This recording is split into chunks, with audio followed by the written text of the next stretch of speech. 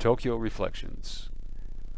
The setting sun cast a shimmering hue of gold across the cerulean sea as I made my way past the outcropping of rock that dotted the pristine shoreline. I was making good time, though thoughts of why and where I was bound seemed inconsequential as I luxuriated in the exquisite feeling of weightlessness that enveloped my body. Inexplicably and without warning, I was suddenly drawn into a vortex of sound, dominated by the shrill chant of a woman armed with a microphone, who, standing ominously over me as I slept, repeated the same incomprehensible name over and over again.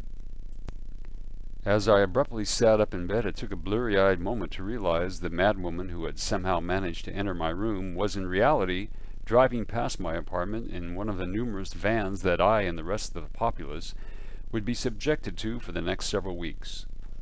General election campaigns in Tokyo were in full boom.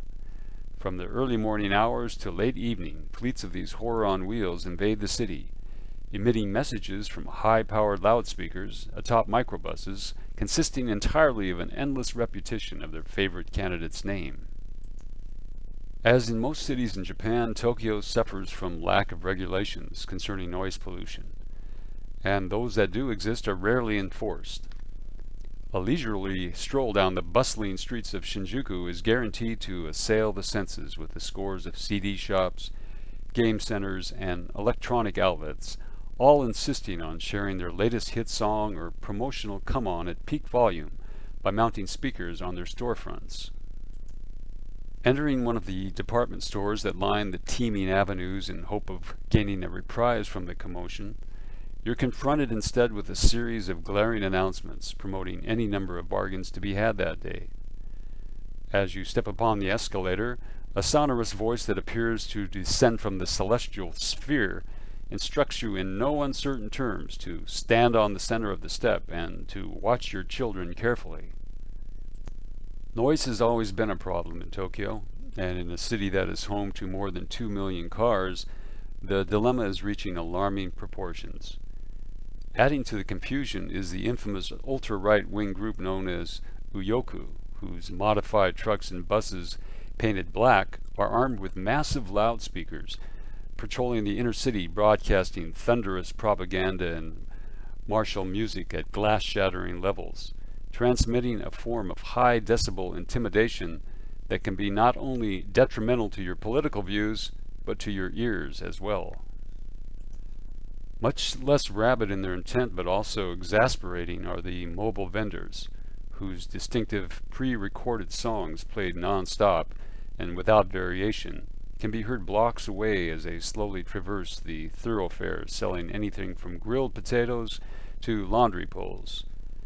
Late-night suburbia is also known to be spared the onslaught as pack of young marauders known as bosuzoku terrorize the sleeping multitudes with swarms of motorcycles devoid of mufflers that buzz through the slumbering streets in a collective revving of motors that strive successfully to simulate the sound of jets approaching the runway. After wearing out a myriad of earplugs in an attempt to squelch the perpetual clamor, I decided one afternoon to take the long-due vacation I'd been promising myself. Over the course of the next several days, I made the necessary arrangements and was soon waking up each morning to the sound of chirping birds at my friend's countryside home in Oregon. The time spent in my haven of tranquility passed pleasantly enough, but I found myself yearning to return to the excitement of the big city. Arriving at Narita Airport a few weeks later, I gathered my bags and made my way to the train counter, where, purchasing a ticket, I passed through the entrance gate, which suddenly erupted in a peal of clangs and whistles, as in my haste I had activated the machine's alarm system by entering the wrong entryway. Moments later, as I stood on the platform, the blurred flash of a bullet train sped past into the darkness. The surging rush of air it expelled followed instantly by the deafening blast of its horn. Wearily negotiating the last remaining steps from the station that led home, I could hear the plaintive refrain of sirens in the distance, their lament momentarily superseding the din of traffic that serves as permanent backdrop to the city. Fumbling with my keys, I paused at the door as the incessant bark of my neighbor's dog quickly evolved into a primordial wail that marked the proclamation of my return. A wry smile of resignation crossed my lips as I stepped into the foyer that led to my apartment. There could be no doubt about it. I was back in Tokyo.